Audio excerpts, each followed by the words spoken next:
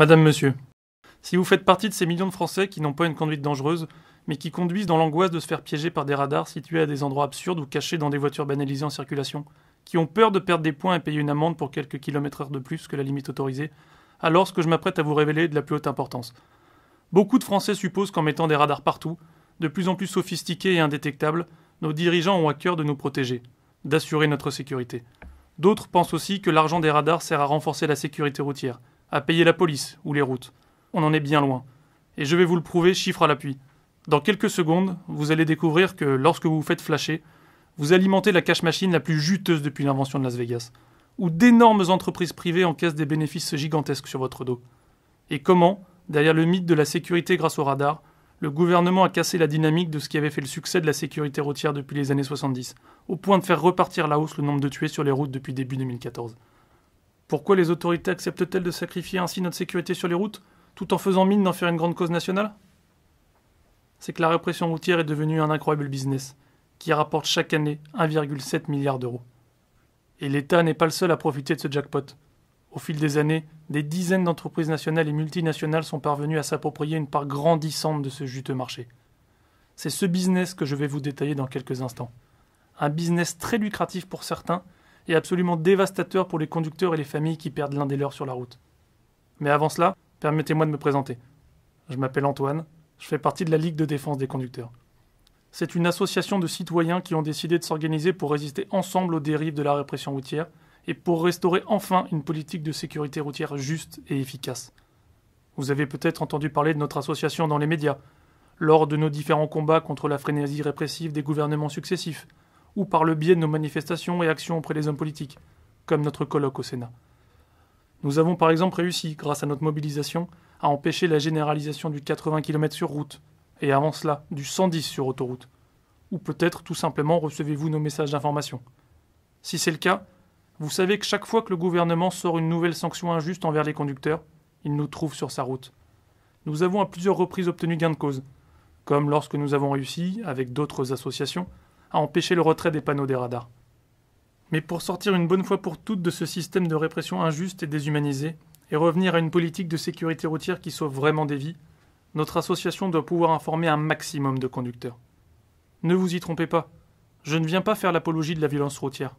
Je ne suis pas là pour défendre les conducteurs dangereux. Comme tout le monde, je souhaite du fond du cœur qu'il y ait moins d'accidents chaque année. Et c'est justement pour ça qu'il est grand temps que tous les Français connaissent la vérité sur les radars. La vérité, la voici. Contrairement à ce que le gouvernement répète en boucle depuis des années, les radars n'ont jamais sauvé de vie. Je suis conscient que pour de nombreuses personnes, cette vérité est difficile à entendre. Comment pourrait-elle soupçonner que les pouvoirs publics font de la propagande mensongère sur un sujet aussi grave ? Pourtant, les faits sont là. Les chiffres fournis par l'ONISR, l'Observatoire national interministériel de la sécurité routière, montrent clairement que le nombre de tués sur les routes baisse de façon quasi continue depuis 40 ans. Il y a 5 fois moins de tués sur les routes aujourd'hui qu'en 1972, alors que la circulation a augmenté de près de 80% dans le même temps. C'est un formidable succès, mais il ne doit rien au radar. Au contraire, la baisse de la mortalité s'est même infléchie depuis leur mise en place à la fin de l'année 2003 et la répression aveugle qui s'en est suivie. Les raisons de ce recul de la mortalité routière depuis plus de 30 ans sont bien connues.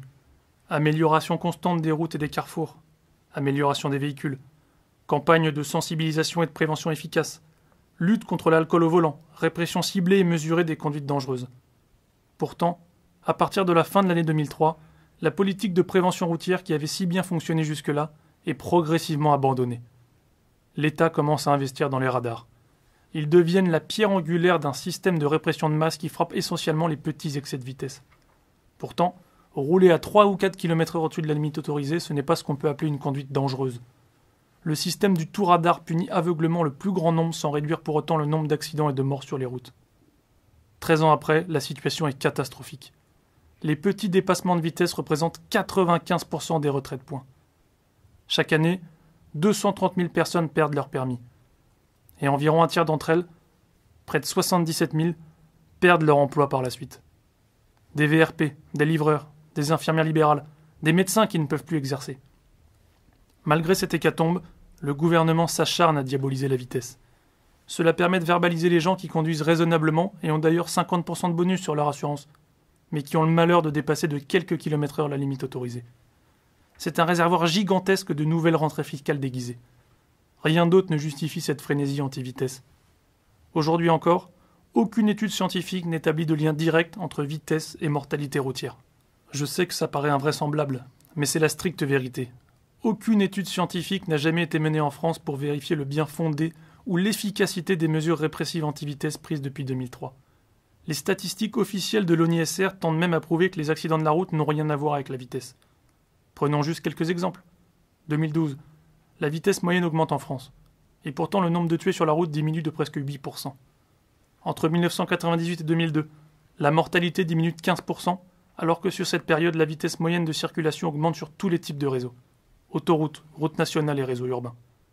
2003, alors que le nombre de tués sur les routes baisse de 26% de façon historique juste avant l'implantation des premiers radars, la vitesse reste stable cette année-là. Et en 2015, bien que la vitesse moyenne ait diminué, cela n'a pas empêché la mortalité sur les routes d'augmenter de 2%. Non, vraiment, aucun lien entre vitesse et mortalité. Pourtant, le discours du gouvernement et des associations anti-vitesse qu'il subventionne à 100% est toujours le même. À chaque fois qu'il faut justifier une nouvelle mesure répressive, ils nous ressortent la même litanie. 1% de vitesse en moins, c'est 4% de morts en moins. C'est un dogme absolument infondé. Notre association a d'ailleurs publié une étude d'un mathématicien indépendant, qui a longtemps travaillé pour la défense nationale, qui démontre clairement que cette formule ne s'appuie sur aucun fondement mathématique. Mais pour le gouvernement, ce dogme, imprimé dans les esprits à grands coups de campagne publicitaire, est très pratique. Il permet de s'acharner sur la vitesse et de faire passer le moindre petit dépassement de la limite autorisée pour un acte criminel. Ce qui, bien sûr, légitime la multiplication débridée des radars. Le système est bien ficelé, un impôt vitesse camouflé derrière un dogme pseudo-scientifique. Et l'État peut tranquillement faire fructifier le pactole des radars et le partager avec quelques entreprises bien implantées et proches du pouvoir. Car derrière les radars, c'est tout un business qui s'est développé pour orchestrer le racket des conducteurs. Dès l'origine, le gouvernement fait appel à des sociétés privées pour mettre en place sa nouvelle politique de répression routière. Excellente affaire pour quelques entreprises triées sur le volet. Le gouvernement leur ouvre du jour au lendemain des marchés colossaux totalement garantis. Une situation de rente pour quelques privilégiés. Beaucoup d'argent, aucun risque. C'est ce qui se passe notamment pour la gestion des PV. Au départ, c'est Atos, la société d'un ancien ministre des Finances qui règne en maître sur ce marché pendant 12 ans. En 2015, soupçon d'entente sur Atos, le marché change de main. Capgemini remporte alors le morceau pour 4 ans. Montant du pactole ? 15 millions d'euros pour cette entreprise dont le PDG est un proche du président de la République. D'autres entreprises profitent allègrement de ce jackpot. DocaPost, filiale de la Poste, qui achemine chaque année des dizaines de millions de PV. Morpho, qui fabrique et entretient une grosse partie des radars en France depuis 2003. Et au fil des ans, de nouvelles entreprises qui inventent en permanence de nouvelles techniques répressives toujours plus perfectionnées. Parifex et ses radars double sens. Gatso avec les voitures radars. Vitronic pour les radars autonomes. Désormais, plus de 4200 radars sont installés sur le territoire français. Et chaque année, ces grosses boîtes se partagent un gâteau de plus de 200 millions d'euros, que le gouvernement investit pour avoir des appareils de plus en plus sophistiqués. Radar fixe, radar mobile, radar tronçon qui calcule la vitesse moyenne sur plusieurs kilomètres, radar discriminant capable de distinguer les poids lourds des véhicules légers, radar double sens qui flash dans les deux sens de la circulation, radar feu rouge qui vont même maintenant pouvoir flasher aussi la vitesse, radar autonome qui flash jusqu'à 7500 voitures par jour, radar embarqué dans des voitures se fondant dans le flot de la circulation. Sans parler des dernières technologies qui arrivent chaque jour sur le marché. L'un des derniers radars mis au point, le Mesta Fusion, est capable de flasher sur 6 fils en même temps en distinguant les véhicules, de détecter un changement de fil lorsqu'on s'est trompé de voie, et peut même voir ce qui se passe à l'intérieur des voitures pour verbaliser le conducteur qui a mal bouclé sa ceinture. Encouragés par les entreprises qui exploitent les radars, les gouvernements successifs ont mis en place un système de répression routière et de contrôle des citoyens à une échelle encore jamais vue. Un système où la répression est massifiée, robotisée, automatisée. Avez-vous déjà entendu parler du Centre national de traitement des infractions, le CNT, à Rennes? C'est une pièce maîtresse du dispositif de flicage à grande échelle que le gouvernement et les sociétés exploitant les radars ont mis en place pour mieux nous raqueter. Chaque petit dépassement de vitesse enregistré par un radar n'importe où en France est traité dans cette énorme usine à PV. Sur ce plateau, les opératrices saisissent 500 plaques d'immatriculation par heure. Un supérieur les valide à la chaîne, puis tout est imprimé, mis sous enveloppe et envoyé directement dans votre boîte aux lettres. Plus de 24 millions de PV sont ainsi expédiés chaque année. Près de 66 000 PV par jour. Ce système est tellement lucratif que le centre s'est agrandi au fil des ans. Après le premier CNT de 3500 m², un second CNT de 11 000 m² a été construit, 3 fois plus grand que le premier. Et depuis que le centre traite aussi les PV électroniques, les recettes de la répression ont quasiment été multipliées par 2. Il redouble d'imagination pour augmenter encore le pactole. On parle même désormais de contrôler les conducteurs directement depuis l'ordinateur de bord de leur voiture, ou d'envoyer des drones traquer vos écarts de conduite. Vous l'avez compris, plus la répression est automatisée et systématique, et plus les grandes entreprises qui entretiennent ce système profitent de l'argent des conducteurs. Mais il y a plus grave. En misant tout sur les radars et la répression automatique, l'État ne s'attaque pas seulement à votre portefeuille. Il sacrifie votre sécurité sur la route. Ces dernières années, alors qu'il dépensait des centaines de millions dans l'achat et l'entretien des radars, le gouvernement a décidé de faire des économies, en coupant dans les budgets d'entretien des routes. Peut-être n'avez-vous pas entendu parler de ce scandale. En 6 ans, le gouvernement a amputé de plus de 20% le budget alloué à l'entretien des routes nationales et départementales. C'est pourtant sur ce type de routes qu'ont lieu 3 accidents mortels sur 4. Combien de vies auraient pu être épargnées si l'État avait entretenu les routes au lieu de mettre de l'argent dans l'achat de nouveaux radars? Des conducteurs sont envoyés dans le décor à cause d'un nid de poule ou d'une chaussée déformée. Des familles entières sont ainsi brisées. Mais tout cela laissé de côté par le gouvernement qui préfère diaboliser la vitesse. Si aujourd'hui, je vous révèle toutes ces informations sur la répression routière, ce n'est pas pour vous démoraliser. Au contraire, je veux vous proposer d'agir, ensemble, contre ces dérives intolérables de la répression routière. Le but de notre association, la Ligue de défense des conducteurs, est d'alerter l'opinion publique, les médias, les hommes politiques, et faire entendre la voix des conducteurs. Notre objectif ? En finir avec le business des radars et l'inconscience du gouvernement qui sacrifie notre sécurité sur les routes, et revenir à une politique de sécurité routière qui sauve vraiment des vies. Ce n'est pas en laissant faire le racket par les radars qu'on empêchera les accidents sur la route. Bien entendu, une personne seule ne peut rien contre ce système, mais des dizaines, des centaines de milliers de citoyens organisés, faisant front commun, peuvent faire changer les choses. Par expérience, je sais que lorsque les conducteurs se mobilisent massivement, ils peuvent obtenir gain de cause. Il y a 5 ans, après une manifestation et une forte mobilisation des conducteurs à travers toute la France, le gouvernement a dû renoncer à ne plus signaler les radars fixes. Et si vous pouvez encore rouler à 90 km/h sur route, c'est parce qu'en 2014, la mobilisation des conducteurs face à l'annonce de la généralisation du 80 km/h a été immédiate et massive. Aujourd'hui, si vous recevez cette vidéo, c'est parce que les membres de la Ligue de défense des conducteurs ont réuni les fonds nécessaires pour la concevoir et la diffuser, et vous demander de participer à notre enquête nationale sur la sécurité routière. Les résultats de cette enquête seront communiqués aux médias, ainsi qu'aux députés, au gouvernement et au président de la République. Nous devons les submerger d'enquêtes pour qu'ils prennent conscience de l'ampleur du ras-le-bol des conducteurs. C'est pourquoi la participation de chacun est cruciale. Après avoir rempli votre enquête, vous aurez la possibilité de faire un don à notre association. Cela peut vous paraître superflu, mais c'est en réalité essentiel pour le combat que nous devons mener ensemble. En effet, pour obtenir des résultats, nous devons multiplier les actions qui demandent un énorme travail en amont. 1. Information et sensibilisation des parlementaires. De nombreux députés prêtent une oreille attentive à nos arguments et nous multiplions les rendez-vous à l'Assemblée nationale pour faire voter des lois qui vont dans le sens des conducteurs. C'est grâce à ce type de travail continu que nous avons pu, en 2016, obliger 169 députés de tous bords à prendre position sur les radars invisibles. 2. Mobiliser l'opinion publique. La Ligue de défense des conducteurs organise des campagnes nationales de pétition à chaque fois que le gouvernement veut encore resserrer l'étau autour des conducteurs. Contre la généralisation du 80 km/h, notre pétition non à la baisse des limitations de vitesse a rassemblé plus d'1,5 million de signatures dans toute la France. 3. Faire passer nos idées dans les médias. Nous devons mener un travail intense auprès des journalistes pour qu'ils citent nos travaux, reprennent nos arguments en faveur des conducteurs et donnent la parole à nos experts.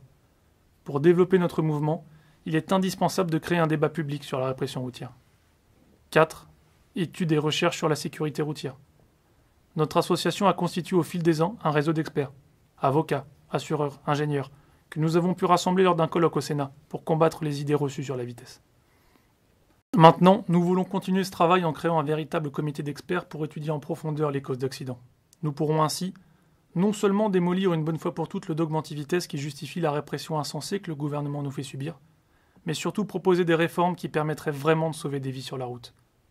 À tout ceci s'ajoutent les frais de dépouillement des enquêtes, des courriers, l'envoi d'informations régulières aux membres de l'association, ainsi que les frais de téléphone, d'Internet et le loyer de nos bureaux. Sans le soutien financier des membres de l'association, nous ne pourrions jamais financer tout ça.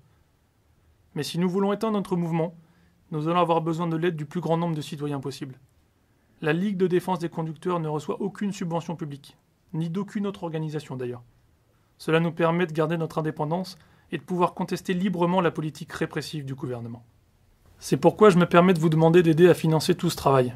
Notre association ne peut compter que sur des citoyens responsables, comme vous, pour agir. C'est vous et vous seul qui déciderez du montant utile pour nous aider. Votre don peut être de 5 ou 10 euros. Vous pouvez aussi donner 50 ou 100 euros. Souvent les gens donnent 20 ou 30 euros. Chacun participe en fonction de ses possibilités, et c'est ça qui est important. Si les conducteurs ne s'organisent pas dès aujourd'hui pour faire front commun contre la politique de répression routière scandaleuse qu'on nous impose, au détriment de notre sécurité sur la route, le gouvernement continuera dans sa lancée. Maintenant, c'est à vous de décider. Vous pouvez laisser le gouvernement continuer son racket sur les conducteurs raisonnables pour le plus grand profit d'un business florissant. Vous pouvez le laisser sacrifier votre sécurité en n'entretenant plus les routes et en focalisant sa politique routière sur la répression, au détriment de la prévention et de la formation. Si c'est votre choix, vous pouvez fermer cette vidéo et laisser la situation sur les routes se dégrader. Si au contraire, vous décidez qu'il est grand temps que les conducteurs de ce pays s'organisent pour faire barrage, tous ensemble, aux dérives de la répression routière, si vous êtes prêt à rejoindre un grand mouvement de résistance, organisé de façon professionnelle, regroupant déjà 48 000 citoyens, pour qu'ensemble on fasse changer les choses, alors je vous demande de cliquer ici, pour participer à l'enquête nationale sur la sécurité routière organisée par la Ligue de défense des conducteurs, ainsi que de faire un don à notre association. Après avoir répondu à votre enquête, vous pourrez faire un don à l'association en toute sécurité, sur une page bancaire de paiement en ligne. Ce don est parfaitement libre, il n'est pas obligatoire. C'est vous qui décidez, ou non, de soutenir notre travail pour organiser la résistance aux excès de la répression routière. En tout cas, si vous décidez de nous aider à financer ce mouvement, votre contribution sera un apport précieux. Notre mouvement a été créé il y a 7 ans. Depuis, 48 000 citoyens sont venus grossir nos rangs et soutenir nos actions. Grâce à leur générosité, nous avons pu faire de la Ligue de défense des conducteurs le premier grand mouvement national de résistance aux dérives de la répression routière. C'est grâce à eux que notre organisation acquiert chaque jour un peu plus de notoriété, auprès des médias comme source d'information et auprès des hommes politiques comme force de proposition. Il n'y a pas de miracle. Si un grand nombre de conducteurs ne se mobilisent pas maintenant pour dire stop à la répression insensée qu'ils subissent sur les routes et soutenir financièrement notre mouvement, alors notre association n'aura pas les moyens de continuer le combat. Tout dépendra de ce que vous décidez maintenant. Je vous remercie d'avance.